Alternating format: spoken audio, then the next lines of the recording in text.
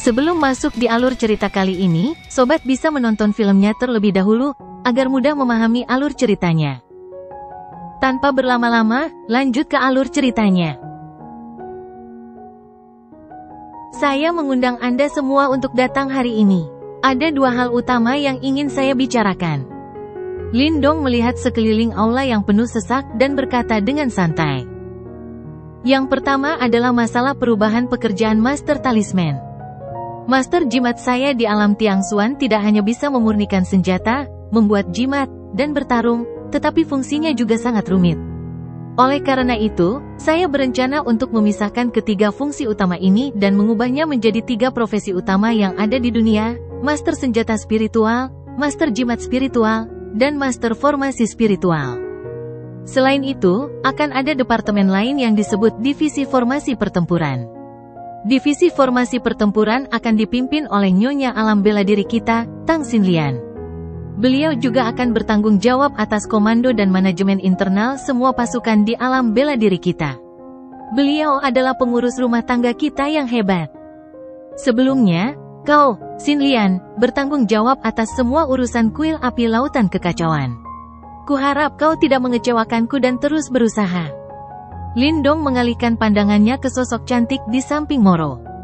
Saat ini ada 4 simpanan marsial realem, yaitu Ying Huan, Ling Qingzu, Tang Xinlian, dan Kun Lingel.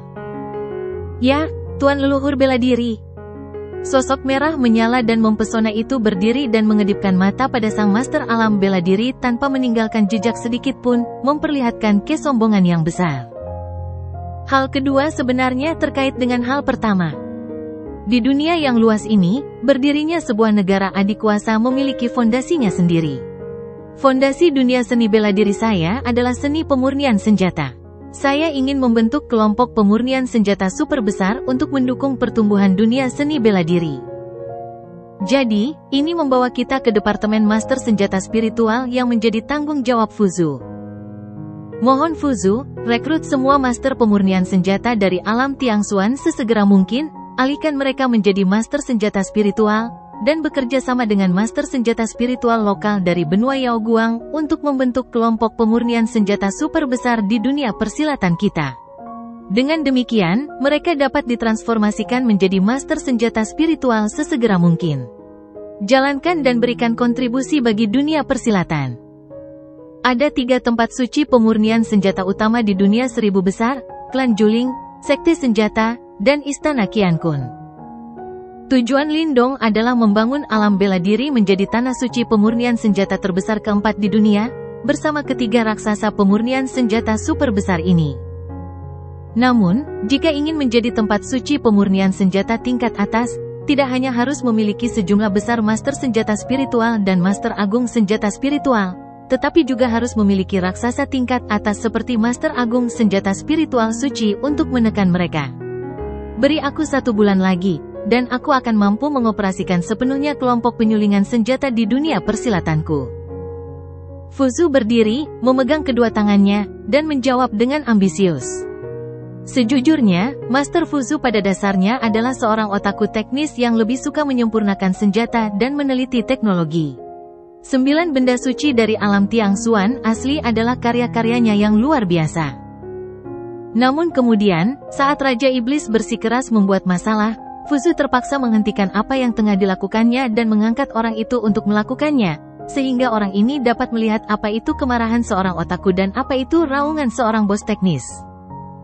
Fuzu akhirnya bisa berjongkok di rumah dan mendalami metode pemurnian senjata favoritnya. Baiklah, kalau begitu sudah beres. Semua sumber daya yang dibutuhkan bisa ditarik dari Xinlian. Xinlian adalah pengurus agung dunia bela diri saya, dan perbendaharaan batin dunia bela diri saya juga dikendalikan olehnya. Lindong membuat keputusan akhir, dan Fuzu pensiun dengan rasa puas setelah menerima jaminan. Tuanku, ada berita tentang Kaisar Yan, Xiao Yan, yang Anda minta agar saya perhatikan. Di luar aula, Panglima Iblis Naga Surgawi, mengenakan baju zirah naga berwarna darah, perlahan berjalan memasuki aula. Setelah jalur pesawat dibuka, Istana 4 Gajah, sebagai pasukan ciptaan Lindong, semuanya dipindahkan ke unit-unit bawahan langsung mereka. Para tetua Istana Empat Gajah, Komandan Iblis Tianlong, Komandan Kera Emas, Komandan Elang Hantu, dan para suprim lainnya, hadir sebagai pengawal pribadinya. Komandan Iblis Tianlong juga sangat bangga sekarang. Sebagai kepala pengawal Lord Wuzu, ia berhasil memadatkan tulang naga kuno di kolam transformasi naga kuno klan naga, dan berhasil menjadi makhluk tertinggi. Statusnya di klan naga Tiangxuan juga setara langsung dengan pemimpin klan Yuan Qian. Masih ada seorang pejabat tingkat 7 di depan Perdana Menteri. Dia, Tianlong, adalah pengawal pribadi Master Wuzu. Dia bertanggung jawab atas seluruh kehidupan sehari-hari Wuzu dan bahkan penyampaian perintah. Kabar tentang Kaisar Yan? Ceritakan pada kami. Lin Dong mengetuk pelan sandaran tangan singgasana. Sebulan yang lalu, Kaisar Yan berhasil membuka wilayah api tak berujung di benua Qian di ujung utara. Saat ini, beliau sedang merekrut para ahli ramuan dari benua Doqi, tempat beliau berada, untuk membentuk kelompok pemurnian bagi wilayah api tak berujung. Lebih jauh lagi, alam api tak berujung telah merekrut sejumlah besar ahli tingkat pertama bumi tertinggi dari alam yang lebih rendah. Jumlahnya tidak kurang dari alam bela diri kita. Begitu didirikan, ia telah mencapai puncak urutan keempat kekuatan super. Selain itu, kudengar Ratu Medusa, penguasa wilayah api abadi, adalah garis keturunan dewa dari ular piton penelan langit 7 warna, keluarga binatang super dewa di dunia binatang roh. Klan induk di balik penguasa ini telah berkontribusi besar pada pembukaan wilayah api abadi. Di bawah singgasana, Panglima Iblis Tianlong yang sedang berlutut dengan satu kaki menjawab dengan hormat. Klan ular piton menelan langit 7 warna, tetua agung klan itu, ibu 10.000 ular, adalah orang suci dan kuat, tidak lebih lemah dari kaisar naga sejati klan kita. Klan ular piton penelan langit berwarna-warni dan klan ular langit kuno dikenal sebagai dua keluarga kerajaan garis keturunan ular di dunia, dan mereka bersama-sama memegang hak untuk berbicara tentang garis keturunan ular. Tanpa diduga, dunia seni bela diri saya telah berusaha keras untuk meminta bantuan keluarga binatang super, tetapi gagal. Intervensi tak disengaja dari wilayah api tak berujung telah berhasil. Kaisar Naga Suci 6 Jari bergumam sambil berpikir. Mengenai Kaisar Yan, Xiao Yan, semua leluhur Tiangxuan mendengar Lin Dong menyebutkannya. Mereka berdua adalah jenius yang datang dari alam bawah melalui langit. Kaisar dan leluhur bertemu satu sama lain saat berkelana keliling dunia, dan mereka dianggap sebagai teman baik. Tak disangka, tak lama setelah dunia persilatan dibuka, kabar tentang berdirinya alam api tak berujung langsung datang dari Kaisar Yan. Sepertinya Kaisar Yan benar-benar tidak lemah terhadap orang lain. Apakah wilayah api tak berujung sudah dibuka?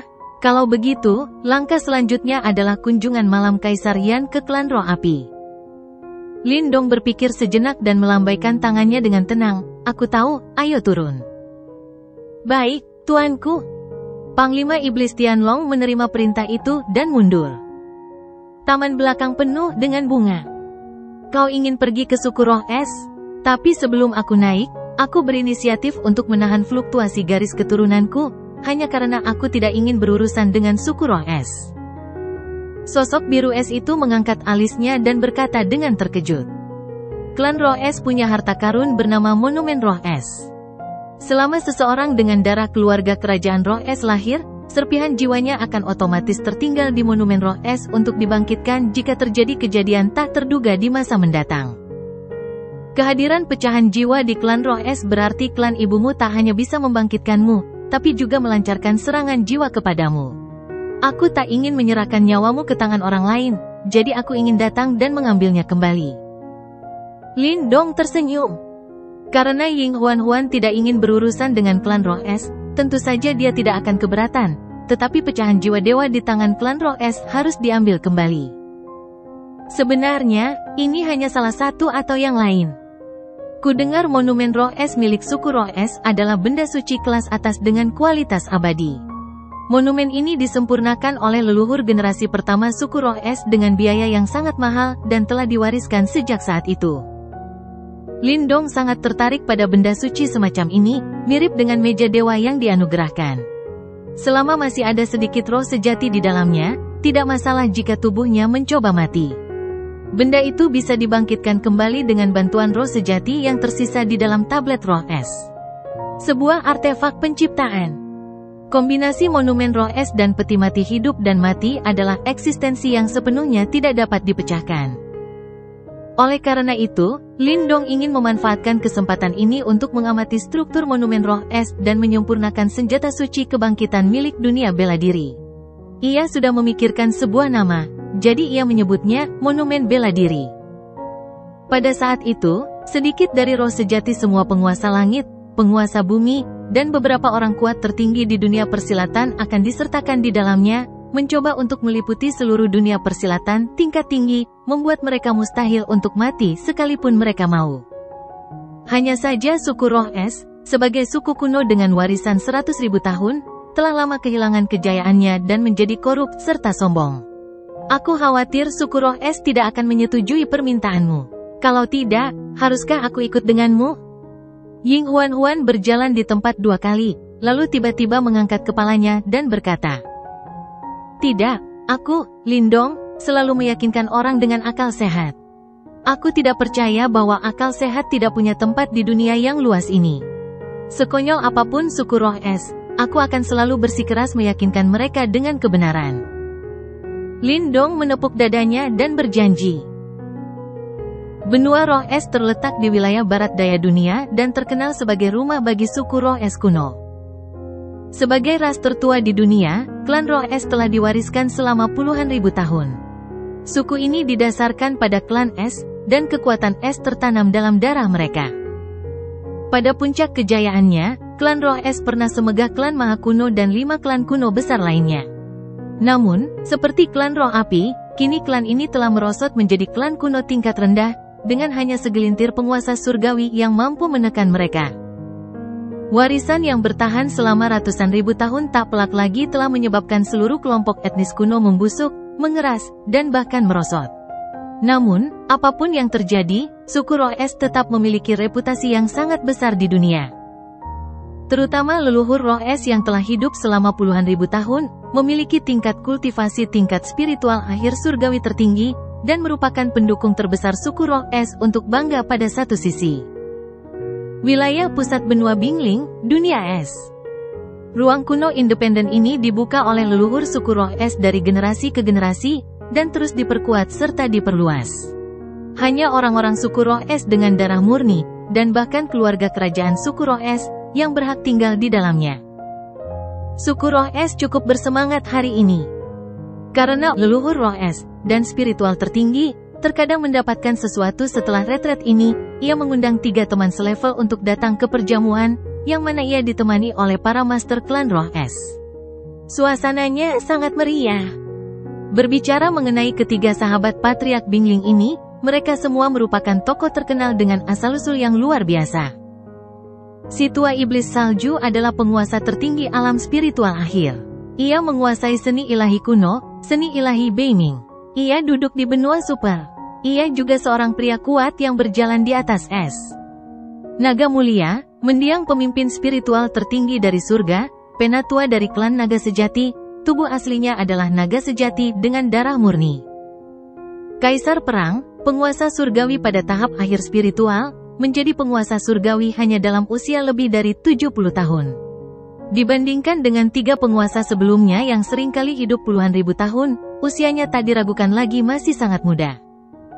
Ia adalah penerus Tao dari salah satu dari 9 kaisar kuno, kaisar perang, dan bertanggung jawab atas kanon internal Kaisar Agung. Sejak debutnya, ia telah menantang orang-orang kuat dari seluruh dunia tanpa pernah terkalahkan. Ia menyebut dirinya Kaisar Perang, yang berarti Kaisar 100 Perang. Kaisar 100 Perang memiliki kekuatan yang tak tertandingi dalam pertempuran. Kaisar Perang tidak hanya muda dan tampan, tetapi juga sangat kuat dalam kultivasi.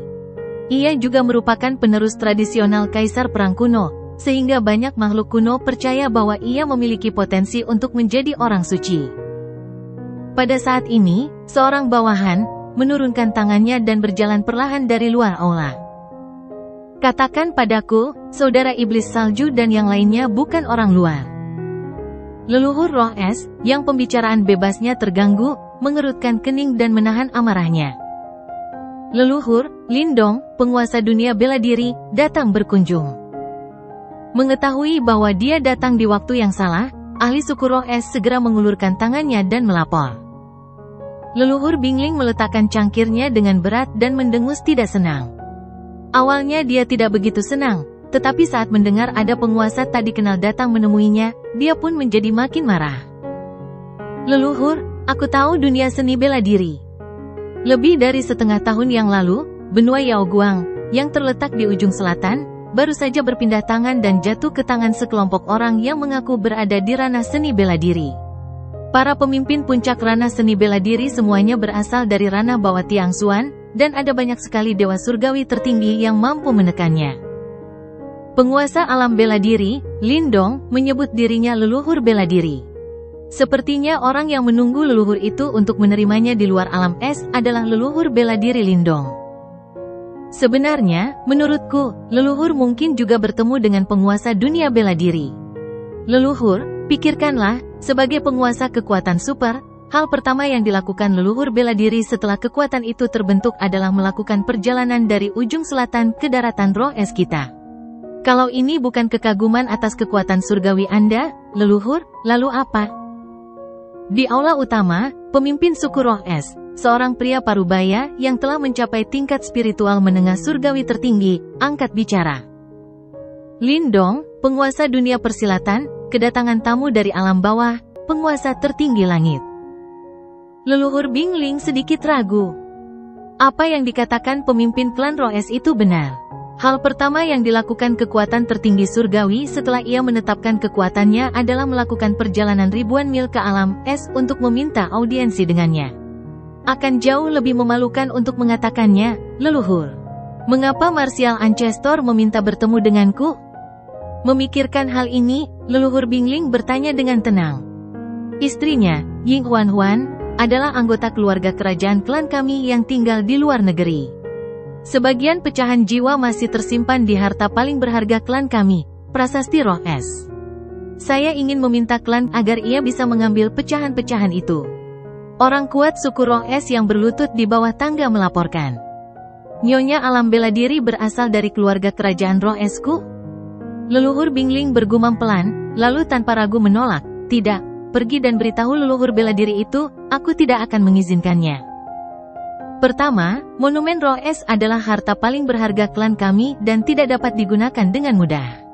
Kedua, meskipun Ying Huan adalah anggota keluarga kerajaan klan kami, karena ia telah tinggal di luar negeri dan tidak pernah kembali ke klan secara aktif setelah dewasa, maka ia dan klan kami tidak lagi memiliki hubungan apapun dengannya. Jika kamu bukan anggota klan kami, lalu apa hakmu untuk meminta pecahan jiwanya? Awalnya, seorang kekuatan surgawi tertinggi datang dari ribuan mil jauhnya hanya untuk menemuinya. Ia hanya perlu bertemu sekali, dan ia pun bisa mendapatkan reputasi yang baik. Ini adalah bantuan tanpa biaya apapun. Namun kini, Martial Ancestor justru ingin leluhur roh esnya menggunakan harta klan roh es untuk mengembalikan sedikit roh sejati anggota keluarga kerajaan itu kepadanya, tanpa perlu memikirkannya. Kualifikasi apa yang dimiliki seorang pemuda desa dari alam bawah untuk mendorong leluhur roh esnya melakukan sesuatu? Kau jangan melebih-lebihkan kemampuanmu. Padahal, kesombongan dan keangkuhan ras kuno itulah yang menimbulkan masalah. Ya, leluhur. Orang kuat dari suku roh es tidak menunjukkan keterkejutan dan mundur setelah menerima perintah. Leluhur Bingling mengusir orang bodoh itu dan sekali lagi mengangkat cangkirnya untuk minum bersama beberapa teman, dan istana pun kembali ramai seperti sedia kala. Leluhur. Setelah beberapa saat, Earth Supreme sebelumnya diam-diam kembali. Ada apa? Mungkinkah leluhur bela diri itu bodoh? Leluhur Bingling yang menganggap dirinya berperilaku sangat baik, menjadi sangat marah. Sepasang mata biru menatap dingin orang yang berlutut di bawah. Kalau kau tidak segera memberiku penjelasan yang masuk akal, ku akan langsung mengubahmu menjadi es batu. Leluhur tua, leluhur bela diri berkata bahwa ia bersedia mempersembahkan benda suci dengan kualitas spiritual yang tak tertandingi. Ia juga berharap leluhur tua dapat menjadi seorang pria dan mengembalikan sedikit roh sejati istrinya kepadanya. Ia juga berharap dapat meminjam monumen roh es kami untuk diamati dan dipelajari. Orang kuat dari suku roh es tiba-tiba menjadi pintar dan menjawab dengan sangat cepat. Benda suci dengan kualitas spiritual yang unik, leluhur bela diri ini cukup berani bertindak. Kemarahan di wajah leluhur roh es berangsur-angsur mereda, dan sedikit emosi muncul. Benda suci yang tak tertandingi, puncak sistem senjata spiritual dunia, memiliki segala macam kemampuan dahsyat. Bahkan eksistensi tingkat terendah pun membutuhkan setidaknya 100 juta cairan spiritual tertinggi untuk memulai. Banyak orang kuat yang kekurangan uang bahkan mungkin tidak memiliki benda suci yang tak tertandingi, dan mereka masih menggunakan set benda suci tingkat tinggi untuk menebusnya. Benda ini sangat mahal. Meskipun suku roh es memiliki prestasi yang luar biasa, hanya ada segelintir harta karun yang setara dengan benda suci yang tak tertandingi. Misalnya, harta karun suku roh es yang paling berharga, prasasti roh es, adalah artefak suci yang abadi dan tak tertandingi. Pada hari kerja, semua orang di suku roh es memujanya sebagai benda suci. Lupakan saja, lalu pergi dan undang Martial Ancestor. Leluhur roh es yang bersemangat hendak menjawab, tetapi dia tidak ingin mendengar, tunggu sebentar, dari sampingnya. Orang yang berbicara adalah seorang pria berjubah emas. Dia tampak berusia paling lama sekitar 30 tahun, dengan wajah tampan, kulit putih, dan aura yang agung. Jubah emasnya menambah kewibawaannya, dan dia memiliki sikap yang tenang dan acuh tak acuh. Yang paling penting adalah bahwa dia sebenarnya setara dengan Patriark Roh Es dan kekuatan surgawi tertinggi, dan kemurahan hatinya tidak kalah dengan 3 yang pertama. Raja 100 pertempuran, Raja Pertempuran. Oh, apa harapan yang dimiliki Kaisar Perang? Leluhur Bingling melihatnya dan langsung tersenyum. Meskipun mereka berempat adalah makhluk spiritual tingkat akhir, ia dan iblis salju telah hidup selama puluhan ribu tahun. Kaisar Perang baru berusia lebih dari 70 tahun ini, dan ia adalah seorang junior yang terlalu muda untuk dianggap lebih muda. Sebuah eksistensi dengan kualifikasi seorang santo. Untuk seorang jenius muda yang diharapkan menjadi orang suci di masa depan, leluhur Bingling tentu saja sangat sopan. Lagi pula, memasang taruhan terlebih dahulu adalah hal yang paling ekonomis. Haha, aku tidak menganggapnya sebagai nasihat, tapi aku punya saran. Karena istri leluhur bela diri adalah Nyonya Alam Bela Diri, penampilan dan bentuk tubuhnya sudah pasti bagus. Aku ingin melihat kecantikan Nyonya Alam Bela Diri ini terlebih dahulu. Kaisar Perang berwajah tampan itu terkekeh, memperlihatkan senyum nakal yang diketahui semua pria. Ia adalah keturunan Taoisme Kaisar Zhan. Selain menguasai seni bela diri sutra hati Kaisar Zhan yang diciptakan oleh Kaisar Zhan, ia juga memiliki kemampuan magis yang disebut Kitab Suci Kaisar Agung. Kanon dalam Kaisar Agung memiliki kemampuan kultivasi ganda. Jika kultivasi ganda yang sama kuatnya dipraktikkan bersama, kemajuan kultivasi akan pesat. Dengan kanon internal Kaisar Agung, Kaisar Perang, yang menjadi terkenal di usia muda, secara alami adalah orang yang sangat romantis. Meskipun belum menikah, ia sudah memiliki banyak orang kepercayaan. Leluhur juga penasaran siapa penguasa dunia persilatan itu. Leluhur Roh Es setuju tanpa berpikir panjang. Dengan sentuhan lembut tangannya yang keriput, sebuah monumen kuno biru yang megah bergemuruh dari langit, dan permukaan monumen itu terbungkus es yang tak berujung. Cahaya biru di permukaan monumen memadat dan berubah menjadi siluet biru es. Siluet itu memiliki sosok yang anggun dan wajah yang cantik. Tidak ada kesedihan atau kegembiraan. Ada segel biru es kuno di antara alis putihnya, bagaikan dewa yang memandang semua makhluk hidup. Sepasang anting-anting giok melilit dadanya, mata indahnya terpejam rapat, tertidur lelap. Dari kejauhan, ia tampak seperti Dewi Es yang lahir dari langit dan bumi. Ia mengendalikan hukum es dan bertindak atas nama kehendak langit dan bumi. Ia tampak kuno dan agung. Aura esnya begitu kuat, mungkin darah klan kita yang mengalir di tubuhnya juga sangat murni. Ada orang-orang seperti ini yang tidak ingin hidup di luar klan. Sang leluhur bela diri memiliki akal sehat dan menikahi wanita secantik itu. Gelombang seruan bergema di seluruh aula. Menurut estetika suku Roh Es, penampilan dan temperamen Nyonya Alam Bela Diri ini benar-benar bagaikan dewa. Ia telah berevolusi ke kondisi sempurna tanpa cacat. Bahkan leluhur generasi pertama pun seperti ini. Tentu saja, estetika suku Roh Es mewakili estetika arus utama dunia. Saya khawatir siapapun yang pertama kali melihat keindahan biru es ini akan berpikir demikian. Garis keturunannya begitu kaya dan murni. Sepertinya itu benar-benar garis keturunan bangsawan keluarga kami yang tinggal di luar negeri. Leluhur roh es bergumam sambil berpikir. Wajah Kaisar Perang yang bersudut menunjukkan sedikit panas membara, dan matanya lebih cerah dari sebelumnya. Tanpa ragu, ia segera meminta bantuan leluhur roh es. Aku ingin tahu apakah leluhur bersedia melepaskan cintanya? Jika demikian, Kaisar Perang akan berterima kasih. Leluhur roh es merenung sejenak. Lalu di bawah tatapan penuh harap Kaisar Perang, ia mengangguk pelan dan berkata, "Tidak apa-apa, sahabatku, Kaisar Perang, dan aku telah berteman selama bertahun-tahun. Karena Kaisar Perang telah berbicara, tentu saja aku akan setuju." Di antara relik spiritual yang tiada taraf dan Kaisar Perang, tentu saja ia memilih Kaisar Perang, karena ia akan memenangkan persahabatan relik suci masa depan, dan benda mati bukanlah apa-apa. Hahaha, Kaisar Perang sudah berterima kasih kepada leluhur. Kalau ada urusan dengan para bangsawan di masa depan, silakan bertanya. Sang Kaisar Perang tertawa terbahak-bahak saat mendengar ini, dia luar biasa berani dan bersemangat. Tentu saja dia tahu mengapa leluhur roh es melakukan ini, itu hanya investasi awal. Tetapi dia tidak pernah membencinya, dan telah menggunakan ini untuk mendapatkan keuntungan dari banyak kekuatan. Dalam pandangan Kaisar Perang, dia adalah putra takdir. Apa salahnya menerima beberapa keuntungan dari ras-ras kuno ini sebelumnya? Pada hari dia menginjakkan kaki di Ordo Suci, dia akan memberikan hadiah 2 kali lipat. Mudah untuk mengatakannya, ketika Kaisar Perang pergi, leluhur akan mengirimkan arwah hantu ini kepadanya. Leluhur roh es, yang memahami arti kata-kata Kaisar Perang, juga tersenyum lebar. Dengan lambaian lengan bajunya, siluet biru es itu menghilang bersama monumen kuno biru langit. Keduanya merasa telah mengambil keuntungan, dan tuan rumah serta tamu bersenang-senang untuk sementara waktu. Ngomong-ngomong, kau pergilah dan beritahu leluhur bela diri bahwa dia tidak setuju. Monumen roh es adalah harta paling berharga klan kita dan tidak bisa digunakan dengan mudah.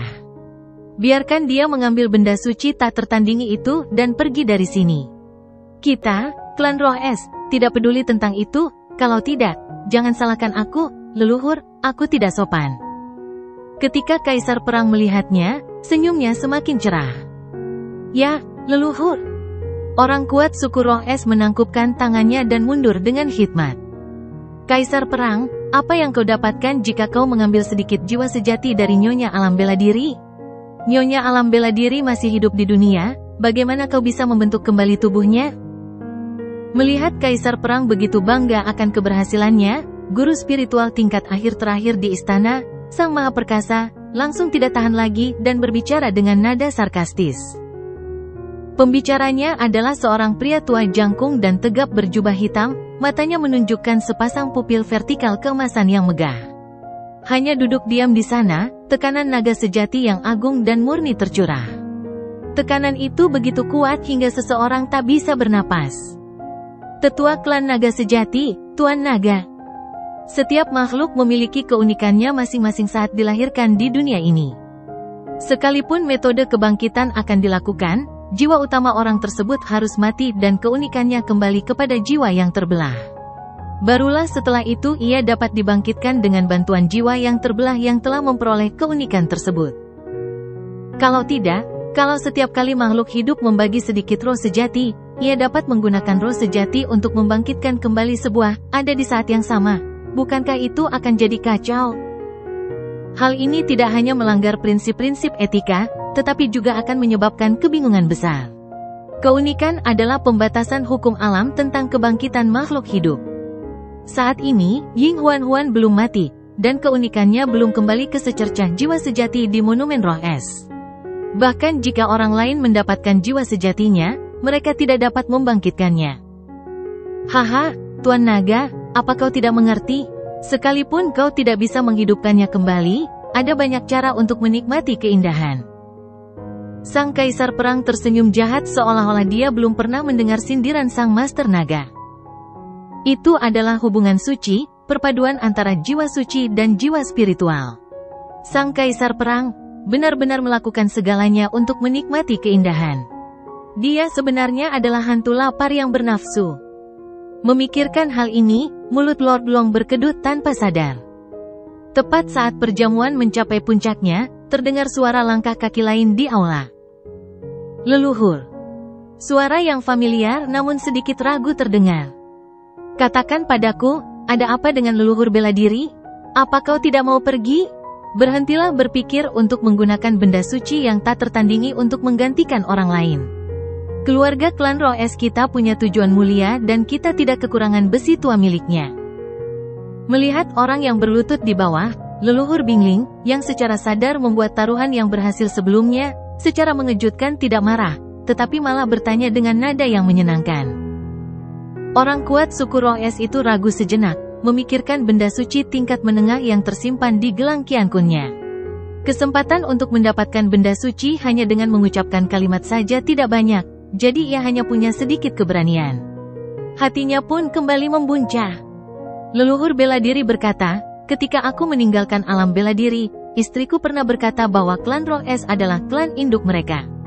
Dia memintaku untuk tidak terlalu sering menindasnya, dan aku setuju. Maka aku berusaha keras menahan keinginanku untuk meyakinkan orang lain dengan akal sehat, dan berusaha berkomunikasi secara rasional dengan suku Roes, bahkan sampai meminta bantuan para bangsawan dengan benda suci yang tiada taraf. Tapi sekarang kau begitu tak tahu malu, jangan salahkan aku, Lindong, karena mengatakan yang sebenarnya. Aku akan mendobrak tanah leluhurmu, menghancurkan kuil leluhurmu, dan menggali kuburan leluhurmu. Para lelaki kuat dari suku Roes menjadi semakin fasih berbicara. Cukup, diam.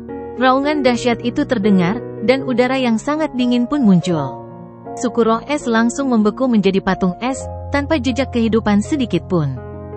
Dengan suara keras, patung es itu dihancurkan oleh leluhur Roes, dan aumannya yang dipenuhi amarah mengerikan dapat terdengar di seluruh aula. Para pemimpin senior suku Roes berdiri serempak seperti burung puyuh yang ketakutan, menundukkan kepala dan mendengarkan omelan leluhur mereka, dan seluruh tempat menjadi sunyi. Pada saat ini, tanah leluhur kuno suku Roes, yang telah damai selama hampir 50.000 tahun, tiba-tiba mulai bergejolak dan bergejolak hebat. Sebuah gerbang es yang menjulang tinggi secara otomatis muncul di langit dan terlihat oleh semua orang. Itulah gerbang luar angkasa dari dunia luar menuju alam es, tanah leluhur klan Roes. Suara keras yang memekakkan telinga itu terus berlanjut, dan sepasang gerbang ruang angkasa besar itu terus bergetar seolah-olah sedang ditabrak dengan keras oleh binatang buas yang tak tertandingi, dan retakan menyebar dengan cepat ke sekeliling seperti jaring laba-laba. Semua orang di aula tanpa sadar menatap pintu masuk dunia es, tercengang. Di mata yang amat mengejutkan, gerbang luar angkasa yang amat padat itu berubah menjadi pecahan-pecahan es yang tak terhitung jumlahnya dan meledak, menyebabkan kabut air mengepul di seluruh langit. Diiringi derap langkah kaki teratur, sesosok tubuh yang tinggi dan tegap berjalan perlahan keluar dari kedalaman kabut tebal. Setelah mengamati dunia dengan santai, ia tertawa terbahak-bahak dan berkata, mengapa tidak ada yang menyambut leluhur bela diri dari alam bela diri ketika beliau datang berkunjung? Tawa keras itu bergema di seluruh dunia es. Aktifkan formasi perlindungan klan untuk membunuh monster ini. Di aula utama, leluhur Roes yang gemetar karena marah, membanting meja, menunjuk sosok di pintu masuk dunia es dan meraung ke langit. Ya, leluhur. Para pemimpin senior suku Roes, yang sama-sama marah, tiba-tiba menerima perintah itu. Bahkan bencana iblis yang mengerikan yang disebabkan oleh suku-suku jahat di luar wilayah hampir 50.000 tahun yang lalu tidak menyebarkan api perang ke tanah leluhur suku Roes. Bagaimana mungkin pemuda desa yang datang dari alam bawah ini berani memasuki dunia es? Dunia es yang awalnya sunyi tiba-tiba menjadi riuh. Para petinggi suku Roes dengan aura yang agung berubah menjadi kilatan cahaya dan bayangan, menyerbu ke arah pintu masuk dunia es. Leluhur bela diri, ajalmu telah tiba. Semuanya, dengarkan perintahku dan bentuk formasi. Di pintu masuk dunia es, pemimpin klan Roes memimpin ribuan orang kuat untuk mengepung sosok tegap itu. Aura mereka samar-samar terhubung, dan mereka bekerja sama untuk mengunci pria itu. Sosok-sosok tak terhitung jumlahnya yang berdiri di udara meraung serempak, dan menyerang serempak mengikuti formasi yang tak biasa dan misterius itu. Formasi cahaya spiritual yang menjulang tinggi segera membubung ke langit, bercampur dengan gelombang mengerikan yang tak terlukiskan, dan menyelimuti Lindong dalam upaya untuk menangkapnya. Dimurnikan hingga mati. Oh, formasi langit dan bumi es Jiuji? Apakah itu formasi pelindung klan suku roh es? Lindong, yang berdiri dengan kedua tangannya di belakang, memandang segala sesuatu dengan penuh minat. Baru setelah deretan cahaya langit yang memancarkan fluktuasi mengerikan turun dari kepalanya, bergemuruh ke sana kemari dalam upaya untuk mencekiknya, ia perlahan mengangkat jari rampingnya dan mengarahkannya ke udara, jimat leluhur petir, pemecah petir abadi. Terdengar suara gemuruh yang keras, dan guntur yang mengerikan tak terlukiskan meledak dari kehampaan dalam aliran yang stabil, mengubah seluruh dunia menjadi medan guntur ungu kuno, menyapu semua pembangkang dengan cara yang dahsyat. Diiringi gumaman lirih, formasi pelindung klan-klan roh es yang diluncurkan bersama oleh beberapa penguasa surgawi, ratusan penguasa bumi, dan lebih banyak kekuatan tertinggi, hancur berkeping-keping disertai suara. Tubuh dari sosok-sosok yang tak terhitung jumlahnya yang auranya samar-samar terhubung dengan formasi itu bergetar, dan mereka memuntahkan seteguk besar darah, yang jatuh dari langit ke bumi seperti pangsit. Kekuatan serangan marsial Ancestor sungguh mengerikan. Sepertinya kekuatan formasi perlindungan keluarga bangsawan tidak terlalu bagus. Di mana leluhur roh es? Suruh dia keluar dan temui aku. Lindong menurunkan lengannya dan berkata dengan tenang. Ruang itu tiba-tiba terdistorsi, dan 4 sosok kuat muncul satu demi satu. Formasi pelindung klanku tidak bisa berbuat apa-apa padanya? Wajah leluhur Bingling sangat jelek, dan hatinya berdarah. Guru Agung tahap spiritual akhir, leluhur bela diri ini sebenarnya telah mencapai alam yang sama dengan kita, dan bahkan sedikit menyentuh alam tahap abadi. Usia tulangnya tidak akan pernah melebihi kaisar perang. Si tua iblis salju, yang telah berlatih telepati, bergumam dengan sungguh-sungguh. Dia cuma semut dari alam bawah. Bagaimana mungkin dia setara denganku, kaisar 100 perang? Saat aku, kaisar perang, menjelajahi dunia, leluhur bela dirinya masih hidup dalam kehinaan. Leluhur tua, izinkan aku datang dan menemui leluhur bela diri alam bela diri ini sebentar. Sang Raja Perang mendengus dengan nada menghina dan mengambil inisiatif untuk meminta pertarungan kepada leluhur roh es. Leluhur bela diri datang untuk suku roh esku. Sama sekali tidak ada alasan bagiku, leluhur roh es, untuk takut bertarung dan membiarkan orang luar sepertimu maju untuk bertarung. Kaisar Perang, kalian bertiga akan menyerbu formasi untukku, aku akan datang segera setelah aku pergi. Leluhur roh es buru-buru mengucapkan sepatah kata dan menyerbu pergi dengan percaya diri. Bagaimana dengan marsial Ancestor dan sesama makhluk surgawi tertinggi tahap akhir? Leluhur roh esnya telah hidup dan berlatih selama puluhan ribu tahun. Ia mampu mengalahkannya sepenuhnya dengan kultivasinya yang lebih kuat dan pengalaman bertarungnya yang lebih kaya. Selain itu, ia juga menguasai seni ilahi kuno, seni ilahi roh es, serta 3 kekuatan magis terkuat dari suku roh es. Kekuatan tempurnya luar biasa dahsyat, bahkan melawan makhluk abadi biasa dan makhluk kuat. Apa yang diketahui seorang pemuda desa yang berasal dari alam rendah? Oh, akhirnya datang juga seseorang yang bahkan tak cukup untuk kulihat. Apakah kau si tua abadi dari klan roh es? Si sampah yang telah hidup puluhan ribu tahun dan masih mengembara di alam spiritual? Lindong menatap ke atas dan ke bawah pada lelaki tua berjubah biru itu dan tersenyum lembut. Lancang, leluhur bela diri, kau tidak hanya menerobos masuk ke tanah leluhur klan roh esku tanpa alasan, tetapi juga dengan jahat melukai banyak orang kuat dari suku roh esku. Sekarang kau bahkan mempermalukanku di depan umum. Leluhurku akan membalas dendam lama dan baru denganmu hari ini. Leluhur roh es begitu marah sehingga udara dingin di sekitar tubuhnya menjadi semakin kuat, bahkan ruangan pun cenderung membeku sepenuhnya.